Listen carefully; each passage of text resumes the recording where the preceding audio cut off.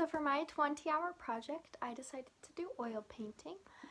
To join painting, I read the book The Young Elites, which the main character works with illusions and has to create something out of nothing, which is what I think painting can be.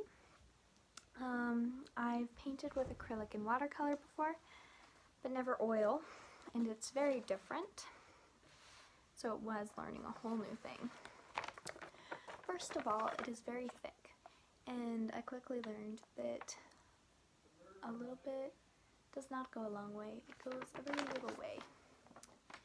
So you do need a lot of it.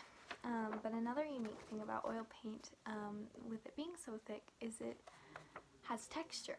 So instead of it just being smooth, there's the bumps and the grooves, and they can be 3D, and that makes it very, very cool.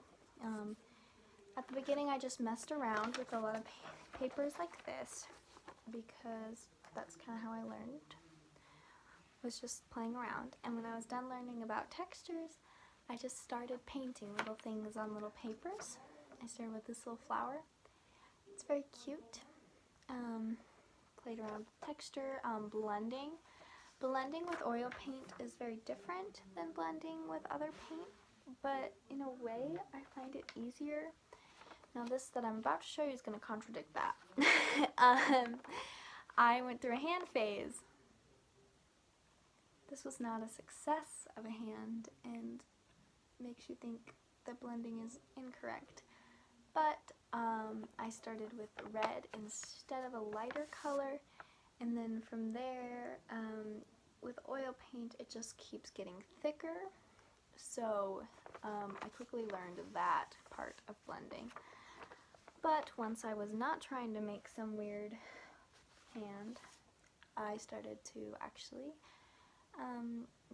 use lighter colors, but I still added unnatural things like these reds and blues that are over exaggerated because I thought they were cool. Here's one last one I'll show you. This one I liked the blending in it because it's different, but it's not like too subtle. Like, you can obviously tell this isn't realistic, but it's subtle enough for it to be cool looking. Then I moved past hands and I attempted to paint a wave. This paper shows how heavy oil paint is because the whole paper is covered. It wasn't really a success of a wave, but it was a success for a learning experience. This whole thing, none of this is really smooth. It's very rough. This whole white thing in a wave is a lot more difficult than one would think, at least that I thought.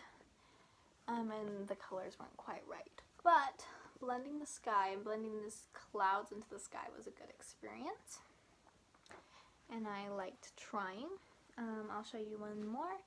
This was my final one I did, little one, and mostly I focused on blending outward, and of course I added texture where I could.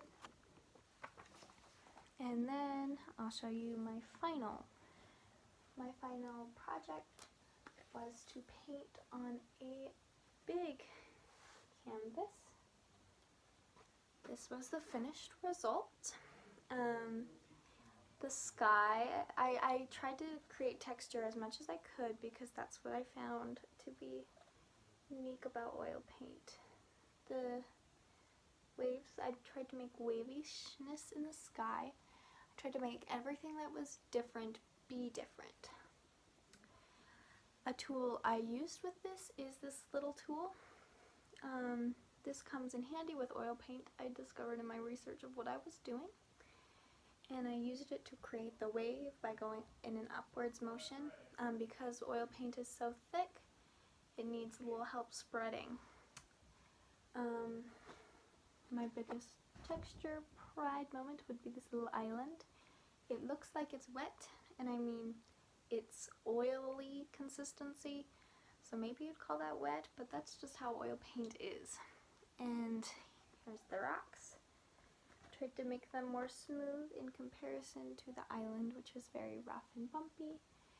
And here's a little bit of the wave, which was blotchier than the smooth but blotchy than the rocks. And that was my final project. And it was very interesting to learn, and I found out I actually really like working with oil paint despite its difficulties. So thank you for watching.